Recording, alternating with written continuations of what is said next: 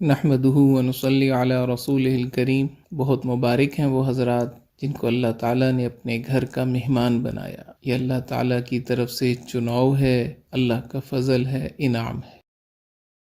حج کی ابتدا 8 ذی الحج سے ہوگی۔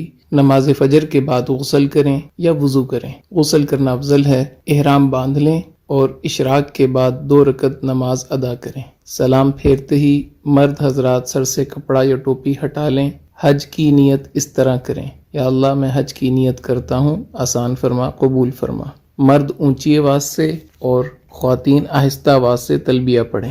اب آپ پر احرام کی پابندیاں شروع ہو چکی ہیں۔ احرام کی حالت میں تلبیہ پڑھتے ہوئے مینا پہنچنا ہے۔ آج کا دن مینا میں گزارنا ہے۔ ظہر، عصر، مغرب اور عشاء کی نمازیں مینا میں ادا کریں۔ ذکر، اذکار اور دعا کی کثرت سے اپنا وقت قیمتی بنائیں۔ لوگوں کے ساتھ خوش اخلاقی کے ساتھ رہیں، خدمت کے ساتھ وقت گزاریں، کثرت سے تلبیہ پڑھیں، دعاؤں کا خوب اہتمام کریں، قرآن پاک کی تلاوت کریں، رات مینا میں قیام کریں۔ حج کا دوسرا دن 9 ذی الحج، آپ صبح اشراق کے بعد عرفات کی طرف سفر شروع کریں گے۔ عرفات میں پہنچ کر زوال کے بعد ظہر اور عصر کی نماز اگر امام کے ساتھ مسجد نمرہ میں پڑھی تو اکٹھی ادا کریں گے۔ اگر اپنے خیموں میں ہیں تو ظہر اپنے وقت میں، عصر اپنے وقت میں ادا کریں گے، اور درمیان میں آپ نے زوال کے بعد نماز کی ادائیگی کے بعد دعا مانگنی ہے۔ یہ ہے وقوف عرفہ، حج کا دوسرا فرض۔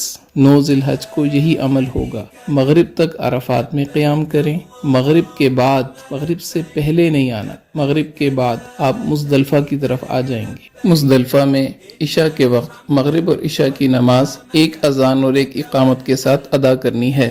اس کے بعد آپ 70 کنکریاں اکٹھی کر کے اپنے پاس رکھ لیں۔ اب آپ نے رات وہاں قیام کرنا ہے۔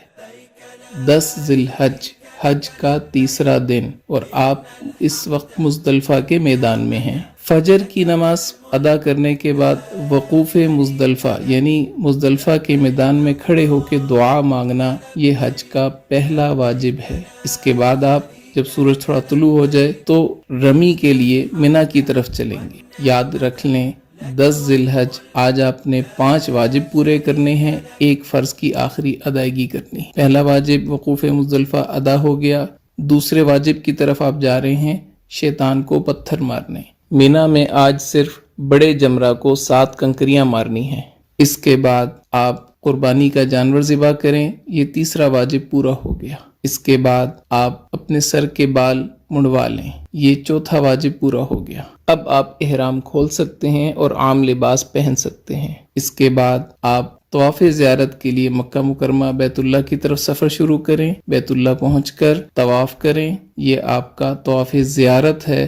حج کا تیسرا فرض، حج کے تینوں فرض مکمل ہو گئے۔ اس کے بعد آپ نے سعی کرنی ہے، سعی حج کا 5واں واجب، یہ بھی پورا ہو گیا۔ اب آپ واپس رات کو مینا میں آ جائیں، مکہ مکرمہ میں قیام نہ کریں۔ 11 ذی الحج، حج کا چوتھا دن، مینا میں زوال کے بعد، بہتر یہ ہے کہ عصر کے بعد، تینوں جمرات کی طرف جانا ہے۔ پہلے چھوٹے جمرہ کو 7 کنکریاں مارنی ہیں اور دعا کرنی ہے۔ پھر درمیانے جمرہ کو 7 کنکریاں مارنی ہیں اور دعا کرنی ہے۔ پھر بڑے جمرہ کو 7 کنکریاں مارنی ہیں۔ اب دعا نہیں کرنی اور واپس اپنے خیمے آ جانا ہے۔ رات مینا میں قیام کریں، دعاؤں میں مشغول رہیں۔ حج کا 5واں دن 12 ذی الحج، مینا میں زوال کے بعد تینوں جمرات کی طرف جانا ہے۔ پہلے چھوٹے جمرہ کو 7 کنکریاں مارنی ہیں اور دعا کرنی ہے۔ پھر درمیانے جمرہ کو 7 کنکریاں مارنی ہیں اور دعا کرنی ہے۔ پھر بڑے جمرہ کو 7 کنکریاں مارنی ہیں اور دعا نہیں کرنی۔ اب آپ کے پاس اختیار ہے، اگر آپ رات مینا میں قیام کرنا چاہیں تو 13 کی رمی آپ کے ذمہ ہوگی۔ اگر آپ رات قیام نہیں کرتے، آپ واپس مکہ مکرمہ اپنی بلڈنگ میں آ سکتے ہیں۔ بہتر یہ ہے کہ اپنے خیمے میں آئیں اور 13 ذی الحج کی رمی زوال کے بعد تینوں جمرات کو پتھر مارنے کے بعد مکہ مکرمہ واپس آ جائیں۔ اب صرف ایک واجب رہ گیا، طواف وداع۔ وداع یعنی رخصت ہونے والا طواف، یہ حج کا 6واں واجب ہے۔ آپ کے سارے مناسک پورے ہو گئے، 3 فرض آپ نے پورے کیے، 6 واجب آپ نے پورے کیے، آپ کا حج مکمل ہو گیا۔